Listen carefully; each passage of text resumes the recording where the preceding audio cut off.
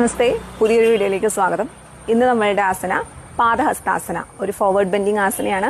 കഴിഞ്ഞ ക്ലാസ്സിൽ അർദ്ധചക്രാസന പഠിച്ചതുപോലെ ഇന്ന് പാദഹസ്താസനയാണ് ചെയ്യാൻ പോകുന്നത്. ചെയ്യുമ്പോൾ കാലുകൾ ചേർത്തോ അതല്ലെങ്കിൽ ഒരു 1 feet ഡിസ്റ്റൻസിലോ അകത്തി വെച്ചിട്ട് നിങ്ങൾക്ക് ചെയ്യാവുന്നതാണ്. സൈഡിലൂടെ കാണിച്ചു തരാം.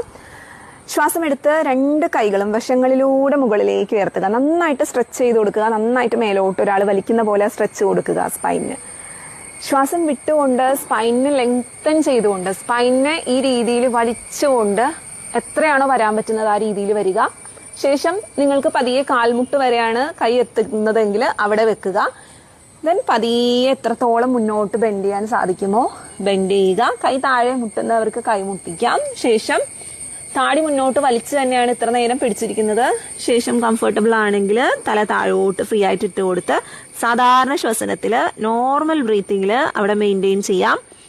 വേണമെന്നുണ്ടെങ്കിൽ കൈകൾ കണങ്കാലിൽ പിടിച്ചുകൊണ്ട് വീണ്ടും നിങ്ങൾക്ക് സ്പൈനിനെ ഒന്ന് ലെങ്തൻ ചെയ്ത് ഈ പൊസിഷൻ മെയിൻറ്റെയിൻ ചെയ്യാം. കംഫർട്ടബിൾ ആണെങ്കിൽ ഈ രീതിയിൽ മുന്നോട്ട് ബെൻഡ് ചെയ്യാം. ശ്വാസം എടുത്തുകൊണ്ട് 2 കൈകളും മുൻപിലൂടെ മുകളിലോട്ട് ഉയർത്തി ശ്വാസം വിട്ടുകൊണ്ട് തിരിച്ചു വരാം. എനിക്കറിയാം എല്ലാവർക്കും ഇത്രത്തോളം മുന്നോട്ട് ബെൻഡ് ചെയ്യാൻ പറ്റണമെന്നില്ല.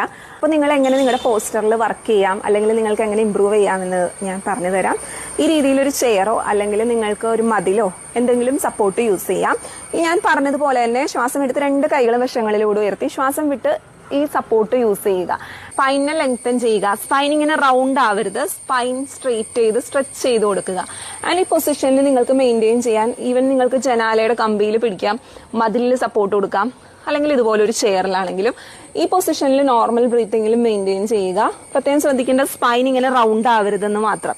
സ്പൈനെ ലെങ്തൻ ചെയ്തിട്ട് ആ പൊസിഷൻ മെയിൻറ്റെയിൻ ചെയ്യുക. വൺസ് ഓക്കെ ആവുമ്പോൾ പതിയെ പതിയെ നിങ്ങൾക്ക് തന്നെ അവിടെ നിന്ന് താഴോട്ട് വരാവുന്നതാണ്. അല്ലെങ്കിൽ ആ പൊസിഷൻ മെയിൻറ്റെയിൻ ചെയ്യാം.